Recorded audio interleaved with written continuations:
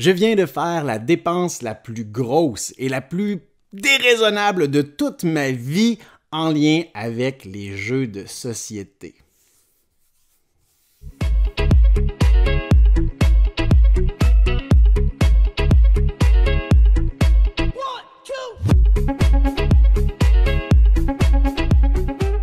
Hey, salut la gang, c'est JP pour l'école du jeu et bienvenue dans ce segment Quoi neuf JP, formule vidéo, segment vidéo récapitulatif où on fait un retour ensemble sur le mois de septembre qui vient de se terminer.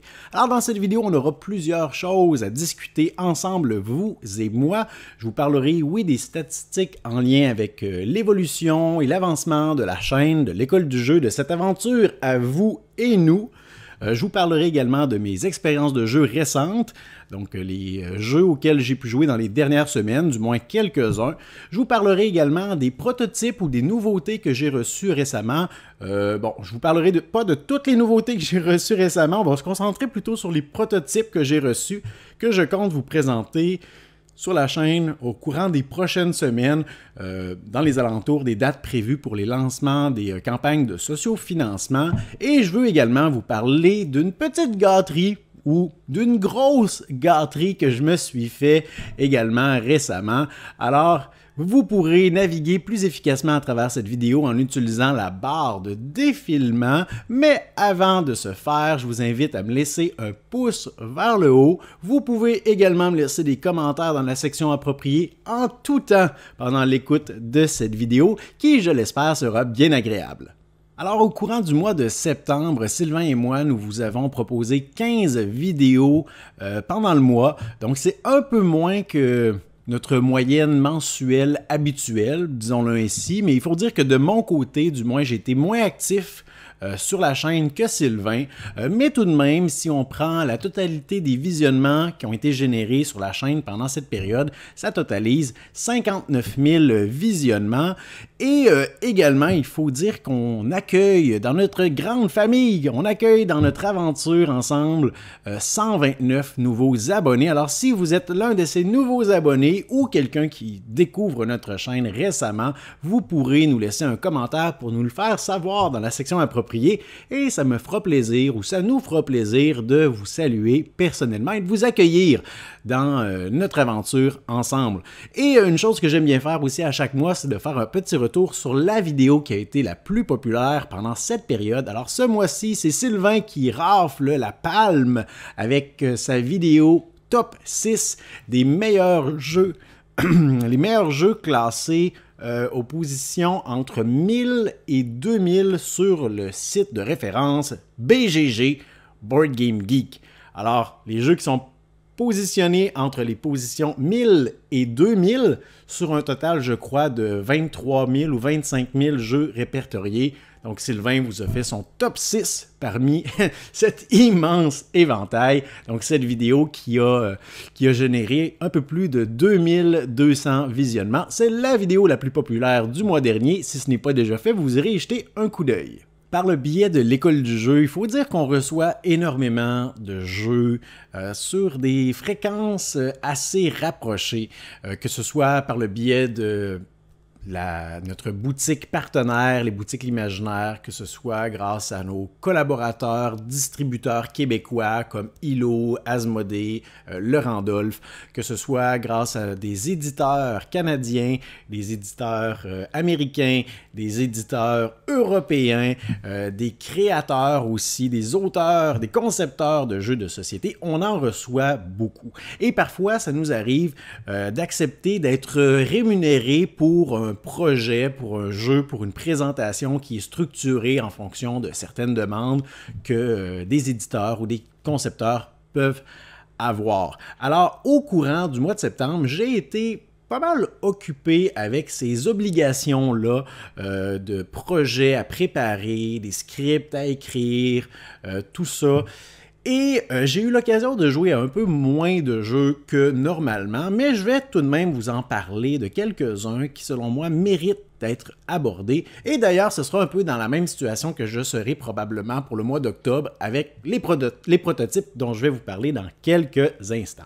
Mais d'abord, je vais vous parler de quelques jeux auxquels j'ai eu l'occasion de jouer et je commence par Overstocked. Alors, Overstocked, c'est une toute petite boîte avec une thématique hyper mignonne, une thématique qui m'a fait craquer dès le pitch. Alors, on se retrouve dans les années 90 et c'est la fureur pour certains types de jouets pour enfants que tout le monde s'arrache. Alors, si vous êtes de cette époque, je ne vous apprendrai rien au sujet, en tout cas ici du côté nord-européen. Je ne sais pas du côté de l'Europe si c'était les mêmes trucs qui étaient en vogue, mais par exemple les Tamagotchi, l'ancêtre des jouets électroniques, les Furby, ces espèces de peluches qui clignent des yeux et qui font des bruits, qui parlent, qui selon moi étaient plus effrayantes que mignonnes, mais ça c'est une autre histoire. Bref, ce type de jeu-là qui était populaire au milieu des années 90 et nous, en tant qu'entrepreneurs, on doit acquérir ces types de jouets-là pour ensuite les mettre en vente, parce qu'on veut profiter de la popularité.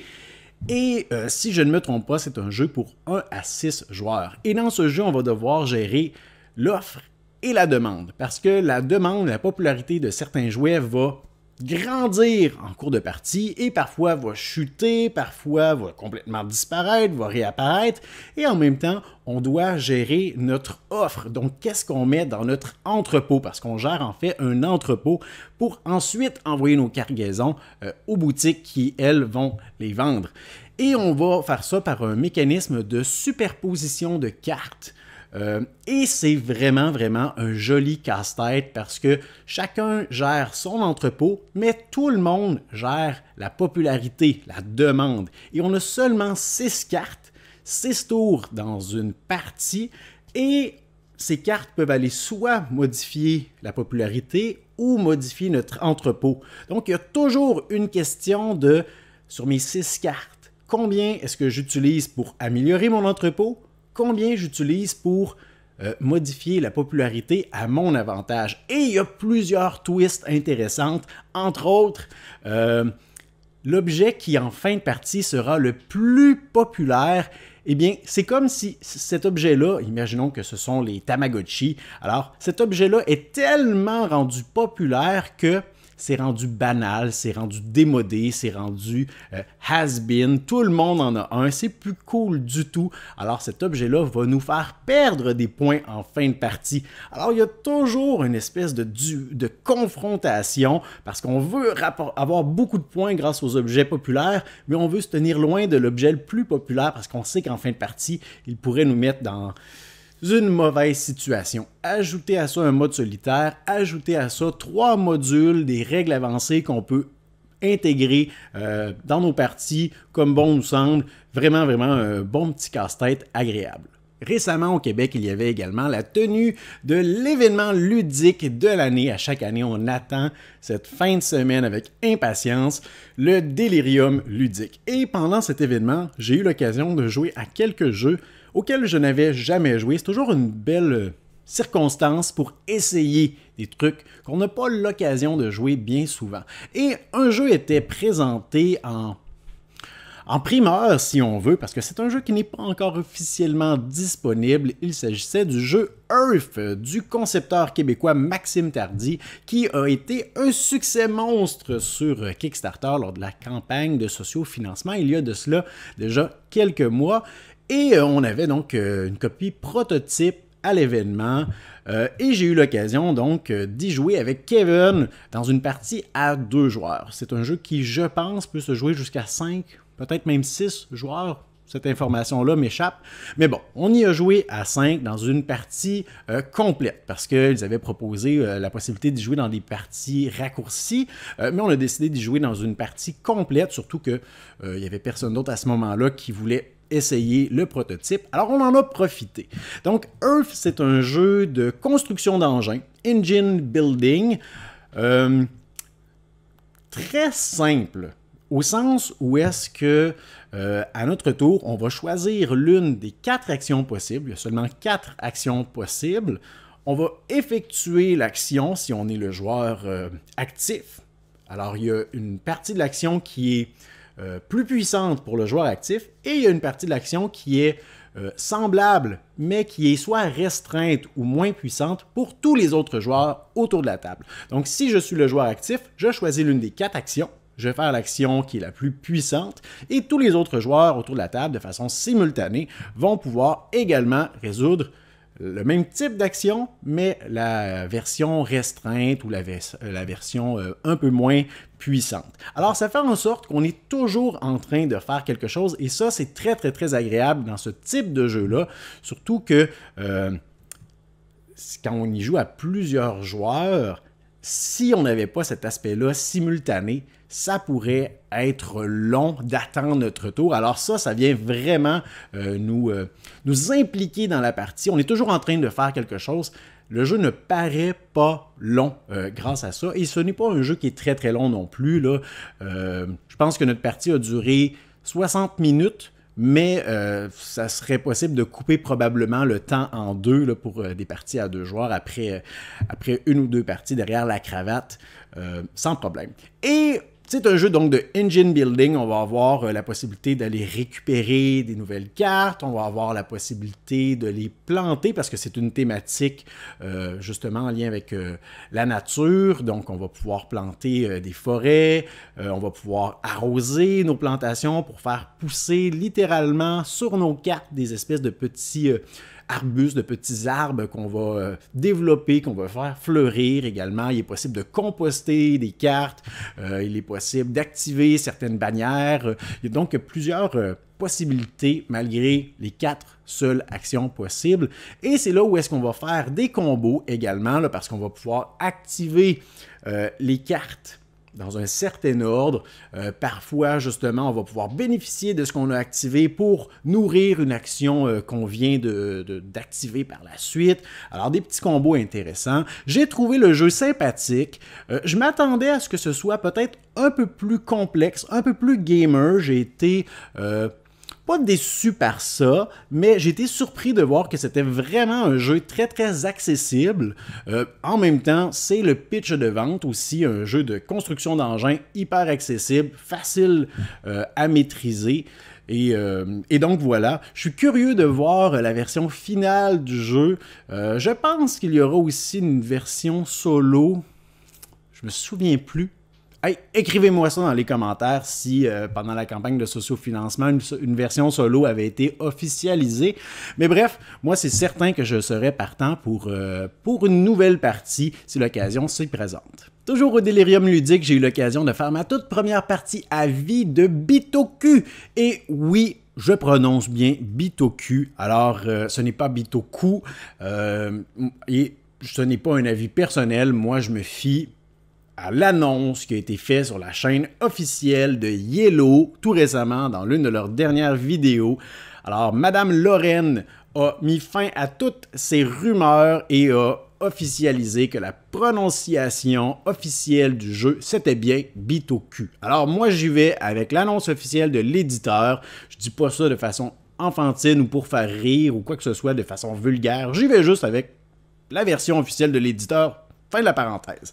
Donc, première partie pour moi, un grand merci à Eric et Vanessa qui, en duo, ont réussi à nous expliquer les règles à Marc et moi, alors qu'on connaissait presque rien du jeu. Vraiment, vraiment surpris. J'ai beaucoup apprécié le jeu. Côté mise en place, oh là là, c'est interminable. Il y a tellement de choses à placer, des petits jetons, plein de choses à compter. Ouh, ça, c'est pénible. Mais bon, une fois que tout le monde s'est joué autour de la table, c'est facile, je crois du moins, à aider à mettre les choses en place. Mais là, pour notre première partie, on ne pouvait pas vraiment aider. J'ai beaucoup apprécié le fait qu'on peut vraiment aller vers des stratégies différentes. De mon côté, je suis allé dans une stratégie différente justement des autres joueurs qui, eux, se sont concentrés beaucoup sur les bâtiments, les maisons qu'on peut construire qui offrent la possibilité de faire une deuxième action dans certaines zones et qui leur donne un bénéfice. C'était en lien aussi avec plusieurs objectifs. De mon côté, je ne me suis pas concentré du tout là-dessus. J'ai vraiment développé ma petite route sur le bord de mon plateau. Là. Je pense que ce sont les cartes Bitoku, justement, qu'on peut déployer et où on peut faire avancer notre petit personnage pour récupérer des avantages. Et j'ai jumelé ça avec les objectifs. Donc, on s'est concentré sur différentes stratégies. Ça a été vraiment agréable, même si on a dû faire une pause en cours de partie pour aller chercher nos jeux au bazar pendant l'événement. Mais bref, ça a été très, très, très agréable. C'est certain que je vais vouloir y rejouer. J'ai d'ailleurs ma copie et je trouvais que le Delirium ludique, c'était l'endroit idéal pour apprendre à y jouer. Je serais surpris de voir ce que le mode solo propose. Si vous avez eu l'occasion d'essayer le mode solo de Bitoku, laissez-moi savoir votre opinion là-dessus dans la section commentaires. C'est sûr que je vais vous lire avec grand intérêt parce que c'est un jeu qui prend de la place. C'est un jeu qui a beaucoup d'éléments à mettre en place aussi.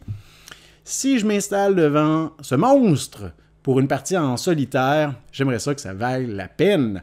Alors, sachez que vous allez déterminer si je m'installe devant le jeu ou si je passe tout simplement à un prochain appel et si je le garde tout simplement pour mes parties en multijoueur. Une autre première pour moi, toujours au Delirium ludique, Sylvain et moi, on avait lancé un concours où 3 personnes pouvaient jouer contre nous à First Rat et courait la chance de gagner un jeu surprise. Alors, c'était notre première partie à tous les 5. Alors, personne n'était avantagé. D'ailleurs, Sylvain avait lu les règles pendant la partie. Alors, Sylvain, non, je blague. Alors, Sylvain était capable de nous expliquer la plupart des règles juste avant la partie. Il y a des règles qu'on a découvertes en jouant, mais c'était hyper agréable. First Strat qui a été une grande surprise pour moi aussi. Je pense que tout le monde autour de la table a bien apprécié. Chacun pourra commenter dans la section appropriée pour donner son opinion. Alors, il y avait moi, il y avait Sylvain, il y avait Luc, il y avait Marion de la chaîne Je vous explique les règles, très sympathique d'ailleurs, et il y avait également, c'était Vanessa qui était avec nous, non c'était pas Vanessa, c'était Anne-Sophie, c'est vrai, Vanessa c'était Bitoku, Anne-Sophie qui était avec nous aussi, et Luc nous a complètement éclaté dans cette partie de First Strat. J'aime beaucoup le principe où est-ce qu'on va avancer. Il n'y a pas de hasard dans le jeu. C'est nous qui va décider exactement de combien de cases on avance, qui va décider à l'avance sur quelle case on termine, qu'est-ce qu'on récupère aussi. On va pouvoir débloquer plus de petits rats et si on réussit à faire bouger 2 rats et les faire atterrir sur des cases de même couleur, on va pouvoir récupérer les récompenses des 2 cases simultanément. On veut essayer autant que possible d'éviter les cases où il y a d'autres joueurs, sinon on va devoir leur remettre du fromage. On va pouvoir débloquer toutes sortes d'objets ou d'avantages quelconques comme des jetpacks qui vont nous donner certains avantages, plus de ressources à chaque fois qu'on en récupère.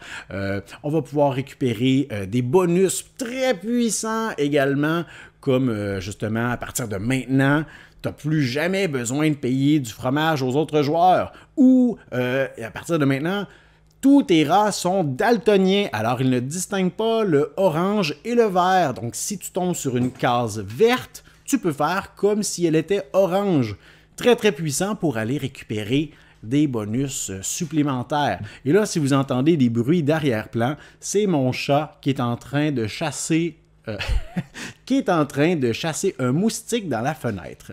Alors, ça se peut que vous entendiez ça en arrière-plan. Je m'en excuse à l'avance. Donc, et on peut aller chercher des boissons énergisantes pour doubler les ressources qu'on récupère dans un tour. On peut aller chercher des bouchons, des capsules de boissons de boissons gazeuses pour avoir des occasions de faire des points différemment en fin de partie selon ce qu'on a réussi à accumuler. On peut envoyer des rats dans l'espace pour faire des points. On peut faire avancer notre petite ampoule pour faire d'autres points, pour avoir d'autres avantages. On peut aussi construire des fusées, des parties de fusées. Alors, beaucoup de façons de faire des points. J'ai vraiment trouvé ça agréable. À 5 joueurs, ça a été très rapide aussi. Et voilà, mon chat vient de tomber de la fenêtre. Bravo!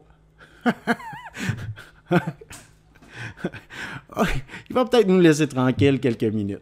Alors, vraiment agréable. À 5 joueurs, ça a passé très vite. Et ça a été une belle surprise pour moi. Je vous parle aussi d'un jeu que j'ai eu l'occasion d'essayer récemment. C'est un prototype que j'ai reçu et dont je vous ai fait la présentation. C'est Materia Prima. D'ailleurs, la campagne de sociofinancement est encore en cours en ce moment. Vous pourrez aller jeter un coup d'œil à ma vidéo pour avoir plus d'informations sur le jeu. Donc, le jeu de base, eh bien, proposait une expérience compétitive de 2 à 4 joueurs, mais la nouvelle grosse extension qui s'appelle l'Inquisition offre maintenant la possibilité d'y jouer dans des configurations de 1 à 6 joueurs. Donc, on ajoute un mode solo, on ajoute un mode coopératif, on ajoute une campagne et la possibilité de jouer de façon seulement des scénarios ici et là, des parties séparées de la campagne. Alors, beaucoup de choses qui sont introduites dans cette nouvelle extension. Un jeu pas d'exploration, mais de déplacement dans un univers où on incarne des alchimistes. Et je vous parle du point de vue coopératif sur lequel je me suis concentré. Donc, je n'ai pas fait l'essai du mode compétitif. Alors, dans la campagne coopérative, on va avoir une grande mise en scène, si on veut. On va avoir le contexte et tout ça. Et d'un scénario à l'autre, il y a l'histoire qui va se déployer, des nouveaux éléments qui vont apparaître, des objectifs qui vont changer, des choses qui vont se préciser. Mais grosso modo, grossièrement, on incarne des alchimistes et l'Inquisition, les membres de l'Inquisition veulent faire disparaître toute trace de science, toute trace d'alchimie, de la surface de la Terre, ou en tout cas de l'endroit où on se trouve. Donc, nous, les alchimistes, évidemment, on représente un danger pour eux et on va devoir parcourir le monde pour essayer de fuir la menace, du moins toutefois au début de la campagne. Alors, il y aura la gestion de ressources et d'ailleurs, les éléments qu'on va récupérer dans ce jeu, on peut les transmuter, c'est-à-dire qu'il y a des éléments qu'on va pouvoir fusionner ensemble pour créer un élément plus rare, plus puissant. Et il y a comme 3 catégories de rareté ou de puissance. Je pense qu'au total, il y a près de 12 ou peut-être 14 éléments différents, donc beaucoup de ressources différentes. On va pouvoir récupérer des missions, on va pouvoir interagir également avec les personnages qu'on va rencontrer. On va pouvoir acheter des pièces d'équipement, on va pouvoir faire des transmutations pour créer des nouvelles créatures qu'on va pouvoir maintenant contrôler, qu'on va pouvoir envoyer se battre à notre place. Parce que oui, il y a du combat, il y a beaucoup de choses différentes, plusieurs actions possibles. J'ai beaucoup aimé la variété qu'on retrouve dans la campagne, bien que je n'avais qu'un prototype. Alors ça semble prometteur. Si vous voulez plus d'informations, allez jeter un coup d'œil à ma vidéo. Je vous parle maintenant de quelques prototypes que j'ai reçus récemment et dont je vais vous parler à nouveau probablement dans les jours, les semaines ou les mois qui suivent. Et je commence avec Megalomania, qui est un jeu pour 2 à 4 joueurs. Donc ça, c'est une copie prototype. C'est un jeu d'une durée de 30 minutes. C'est un jeu de levée, donc un jeu de cartes. Et dans le paquet de cartes qu'on va avoir dans ce jeu, il y a 4 couleurs, il y a également 8 personnages différents et on a sur les cartes des valeurs de 1 à 15. Et à chaque tour, on va dévoiler une mission. On est dans un univers un peu fantastique médiéval. Alors, on va dévoiler des missions et les missions vont nous dicter un objectif à atteindre pour faire des points ou un objectif à éviter pour essayer de ne pas perdre des points. On va pouvoir utiliser des cristaux également pour pouvoir activer les habiletés de nos personnages. Donc 8 personnages, possibilité d'avoir 8 pouvoirs, habiletés différentes. On va aussi pouvoir modifier la valeur de nos cartes. Il y a beaucoup de choses qu'on va pouvoir faire dans ce jeu-là. Beaucoup de variabilité également. C'est un jeu qui est très tranche-gorge aussi à cause des habiletés, à cause des missions qui sont positives ou qui sont négatives. Donc le fait d'avoir des missions négatives, ça vient vraiment ajouter quelque chose de différent dans ce type de jeu de levée. Un autre prototype que j'ai reçu il y a quand même un bon moment, mais j'ai reçu les règles plutôt récemment, et ça, je vais vous en faire la présentation d'ici la semaine prochaine, parce que la campagne de sociofinancement approche, ou d'ici 2 semaines peut-être. Il s'agit de Delta, qui est qui sera le prochain jeu de la compagnie de Game Brewer, qui ont travaillé sur Oak, que je vous ai présenté l'année dernière. Alors ici, on est dans un jeu de 2 à 4 joueurs, du moins pour l'instant. Aucune idée s'il y aura un mode solo qui sera proposé dans la campagne de sociofinancement. Probablement, je l'espère, je crois, mais pas pour l'instant. Un jeu qui est dans la durée du 60 à 90 minutes. Et ici, on a un jeu de gestion d'une main de cartes. À chaque tour, on va jouer 3 cartes de notre main sur le plateau. Le plateau est divisé en 3 sections. Chacune des cartes qu'on va jouer dans une des sections, on va pouvoir, grâce à cette carte, effectuer des actions. Et à la fin de notre tour, on va avoir un mécanisme qui me rappelle beaucoup Mombasa, un mécanisme de jeu qu'on ne retrouve pas dans une grande quantité de jeux, mais que j'apprécie beaucoup. C'est-à-dire qu'en fin de manche, on va pouvoir récupérer. Parce que là, j'en ai pas parlé, mais on va aussi avoir sous notre plateau 3 défausses. Et on va commencer la partie avec certaines cartes en main, mais certaines cartes aussi dans nos 3 défausses. Et à la fin d'une manche, on va devoir récupérer toutes les cartes dans l'une de nos défausses et on va pouvoir les ajouter à notre main. Et les cartes qui ont été jouées sur le plateau, on va ensuite les défausser dans les défausses correspondantes à chaque zone où elles ont été jouées. On va pouvoir également aller chercher des nouvelles cartes pour améliorer notre main. On n'a pas de deck, on améliore notre main de cartes. Et ces cartes-là, éventuellement, on va les jouer pour ensuite les envoyer dans notre défausse, pour éventuellement les récupérer à nouveau. Alors ce mécanisme-là de jouer des cartes, les envoyer dans une des 3 défausses et ensuite de choisir quelle défausse on veut récupérer. Il y a des cartes plus puissantes qui vont se ramasser dans des défausses où elle sera peut-être seule, cette carte-là. Peut-être qu'on va être tenté de récupérer donc la seule ou les 2 seules cartes qui s'y trouvent. Ou il y a peut-être des défausses où il va y avoir plusieurs cartes, mais peut-être des cartes moins utiles. Alors, est-ce qu'on va être tenté de viser le nombre ou la qualité? C'est le genre de décision qu'on doit toujours prendre dans Delta. Et là, je vous ai seulement parlé du mécanisme principal. Je ne vous ai pas parlé des actions qu'il sera possible de résoudre aussi dans le jeu.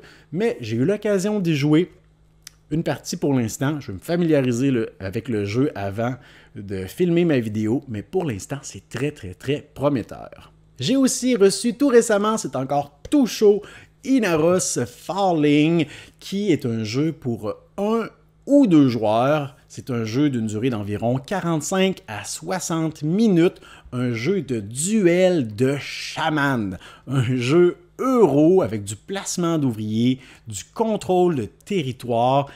Ça a l'air vraiment, vraiment intéressant. Je l'ai reçu tout récemment. Je vous fais seulement le pitch parce que je n'ai pas encore eu l'occasion d'y jouer. Je n'ai même pas eu encore l'occasion d'explorer les règles du jeu. Alors, j'ai pas beaucoup d'informations supplémentaires à vous donner, si ce n'est que, habituellement, je ne suis pas un grand fan des jeux d'affrontement. Il n'y en a pas énormément qui me plaisent.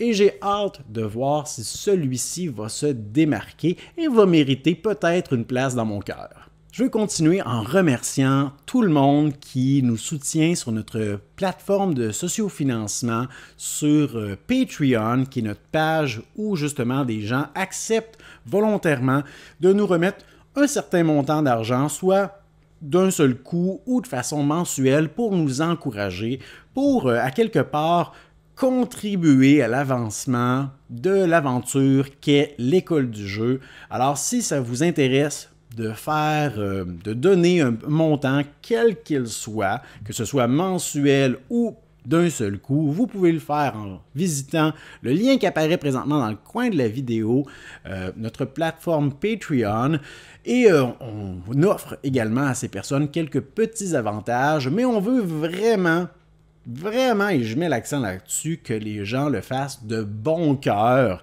Alors oui, il est possible d'avoir des remerciements dans nos vidéos comme ce que je m'apprête à faire. Il est possible de participer à des sondages mensuels pour décider d'un type de vidéo qui sera offert sur la chaîne prochainement. Il est possible de recevoir notre lettre de nouvelles personnelles à Sylvain et moi. Mais le plus grand cadeau que vous nous faites, c'est de nous permettre de continuer à faire ce qu'on fait déjà et de vous intégrer à cette aventure. Alors, un grand merci à Martin Saint-Pierre. Martin, j'ai hâte qu'on se voit, j'ai hâte qu'on joue ensemble. Merci à David Favre, à Miguel Piette. J'ai la liste des gens sous les yeux et elle est très longue. Miguel, j'ai tellement aimé te croiser au Delirium. J'aurais parlé avec toi beaucoup plus longtemps. Je suis content que tu m'aies expliqué un peu le principe de Oathsworn. J'aurais aimé essayer ce jeu-là aussi. Tu m'as parlé aussi de... Ah, j'oublie le nom du jeu. Ah là là. Le jeu qui n'est pas trouvable nulle part, qui va être de retour dans une campagne de socio-financement bientôt. Ah, ok. Écris-moi ça dans les commentaires, le nom du jeu. Ah, ça va me revenir. Mais ça aussi, c'était un jeu que je voulais essayer. Je vous ai manqué de quelques minutes, mais j'ai été content de te rencontrer. J'aurais aimé, oui, qu'on s'assoie ensemble pour une partie, mais... malheureusement, le temps nous était limité. Marie Jolivet, un grand merci à Jessica Hébert-Mathieu. Un jour, on va se rencontrer, Jessica, l'année prochaine, là. Oublie ton anniversaire, oublie le party de fête pour ton anniversaire, tu viendras au Delirium 5e édition. Merci à Jonathan Le Carpentier, Brice Romian, Marc Boudreau. J'ai tellement aimé te rencontrer, Marc, t'es mon coup de cœur du Delirium avec tes souliers rouges. J'ai aimé notre partie de bite au cul ensemble, échanger, rire un peu avec toi aussi, avec la crème pour les fesses. Et le déodorisant aussi. Alors, un grand merci à Dominique Jourdouin, Mathieu Marcarian, Jérémy-Charles Dufour. Jérémy-Charles, on s'est juste croisé une fois vite. J'ai hâte qu'on joue ensemble. David Castonguay, Marc Thiboux, merci à François Fern Tétrault, Serge Darvaux, Lionel Fourré, Cyril Soutchou, Steve Rassa, Olivier Dubé, Mylène Lesage. Un grand merci à Claudia Gomez. Claudia, il faut que tu viennes au Québec, il faut que tu viennes au Canada jouer avec nous. Allez! À Lydia, Madame Paul. Continue tes TikTok, Lydia. Ils me font beaucoup rire. Et un grand merci à Jean-François Cusson, à tous vous qui nous encouragez de cette façon particulière. Un grand merci. Et tout récemment, j'ai fait l'acquisition,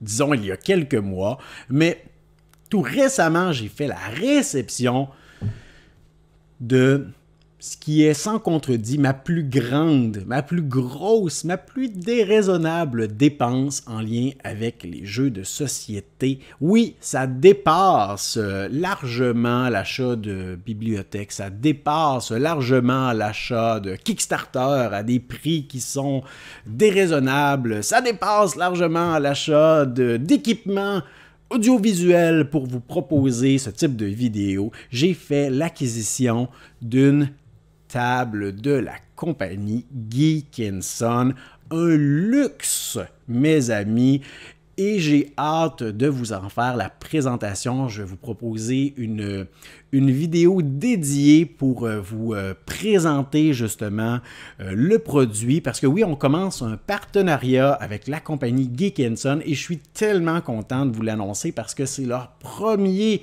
partenariat au monde avec une chaîne francophone. Ils ont offert beaucoup de partenariats avec des chaînes anglophones, mais jamais auparavant avec une chaîne francophone. Alors c'est la première fois, je suis super fier de vous annoncer ça, surtout que je les considère comme étant la qualité top one numéro 1 international des tables de gamers, des tables de gaming avec des accessoires comme ça se peut pas. Vraiment, vraiment, j'ai été hyper content d'en faire la réception récemment.